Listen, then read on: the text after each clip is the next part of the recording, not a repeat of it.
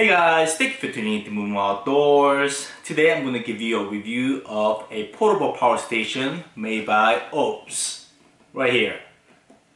So I've done a review on a portable power station before.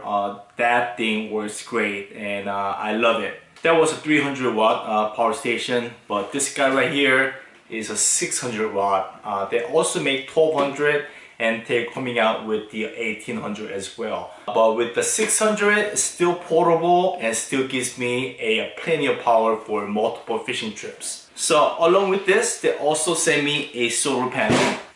This is a 100 watt solar panel. This is a bit of an upgrade from my last one because this one has lithium iron phosphate instead of lithium ion, which will last you so much more. Typically, lithium ion lasts about 500 to 1000 charges, but with the lithium iron phosphate it will last at least 1000 charges up to 5000 charges, and Oupes are advertising it that it will handle more than 2500 charges, which will take me over 10 years, maybe 20 years to see if this is actually holds up 2500 charges. So let's take a closer look at this portable power station.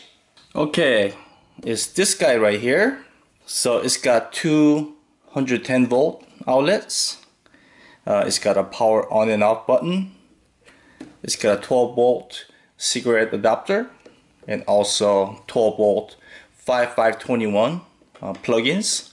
And it's got a USB-C port, and it also has USB ports, two USB ports. And on the side there's a power input right there, input.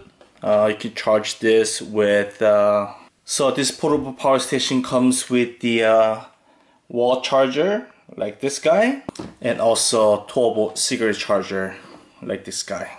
But if you get a kit, it comes with the 100 watt solar panel along with everything else that I mentioned. And if you look at the back, there's a LED light, low, high, and SOS.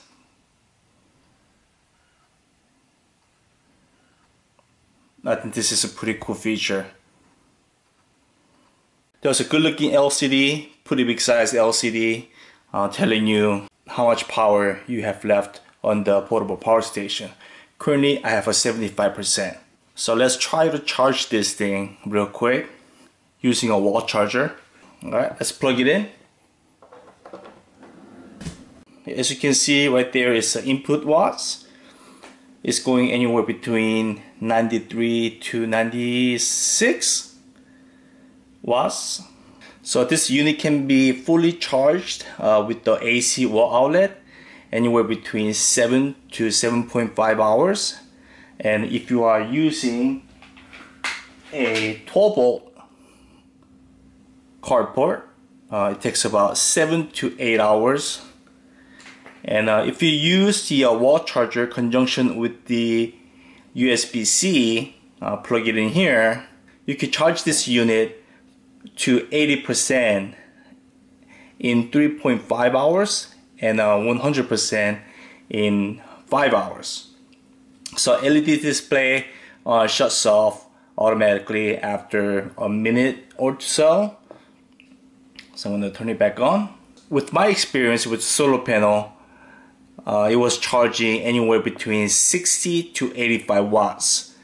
When the sun was high and bright, midday, it was charging up to 85 watts. And when the sun was setting, around 2 hours before the sunset, it was charging around 60 watts. So basically pretty much with the solar panel, you could charge this within a day, during the day.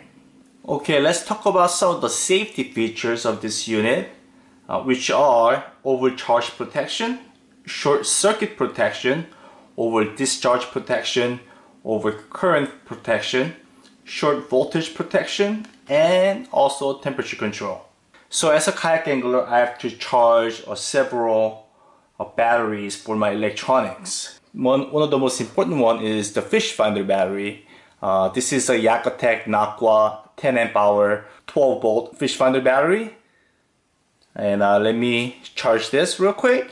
So let me turn on the AC part. So right there, you're gonna see AC.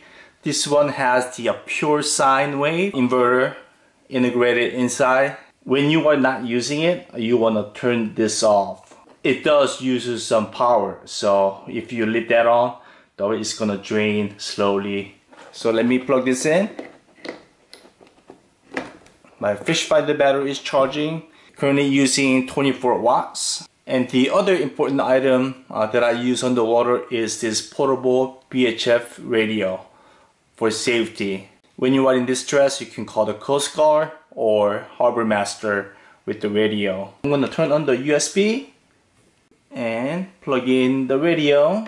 So it says radio is charging right there.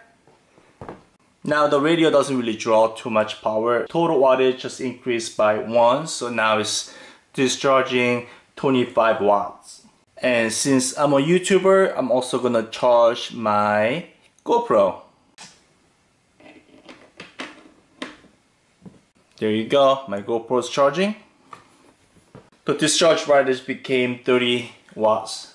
If you need more USB ports, you could also plug in. One of these guys gives you 4 USB port, or you could use one of these for the 12 volt cigarette adapter right there. Now you have 2 more USB ports.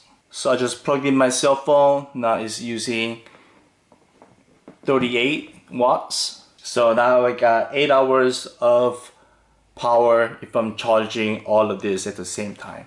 And I just unplug everything. And of course the inverter itself is drawing up some power, but if you see the hours left, it's gonna do its calculation and it's gonna increase. Now it's already increased to 32 hours. Not only I use this for kayak fishing, I also use it when I'm working. Nowadays I work as a handyman, so I charge my power tool battery with this unit. So even if I don't have a power at the job site, I'm able to charge my power tool battery. I can still use my drill, use my circular saw, and other power tools. Like I said before, I have a 300 watt portable power station, which I still use and I still love.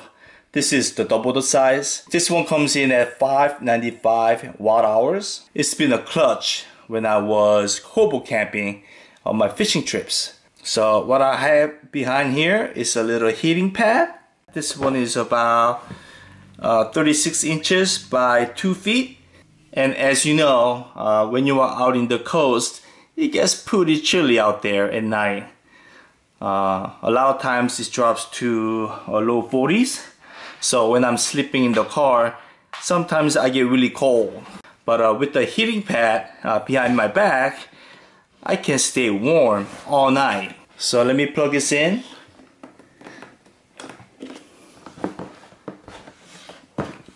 And turn this guy on. And I usually use the lowest setting, setting 1. And right now it's drawing over 100 watts. But then the number drops significantly when the heating pad reaches its temperature. A few minutes later. So now that the heating pad reached its temperature, I think the low setting is around 100 degrees Fahrenheit. It's not drawing any power.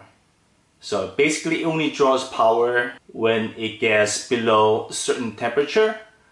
And when it's not drawing power, as you can see, the hours left, it will get adjusted, and now it's at 26 hours.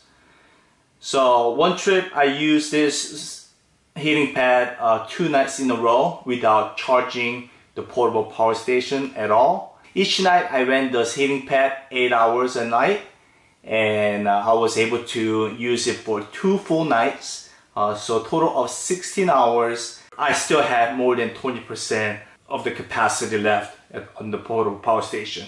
And you see the heating pad is drawing a little bit of power to keep the temperature up. It's drawing 9 watts right now. So one thing you have to make sure to do is you have to make sure you turn off the power of the portable power station when it's not in use.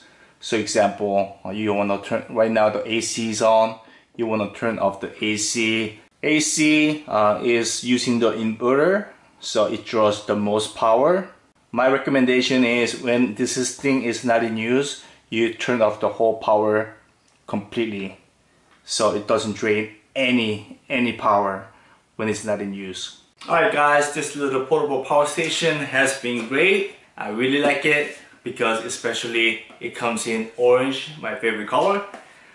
I've been using this portable power station for a few months now, and so far I really dig it.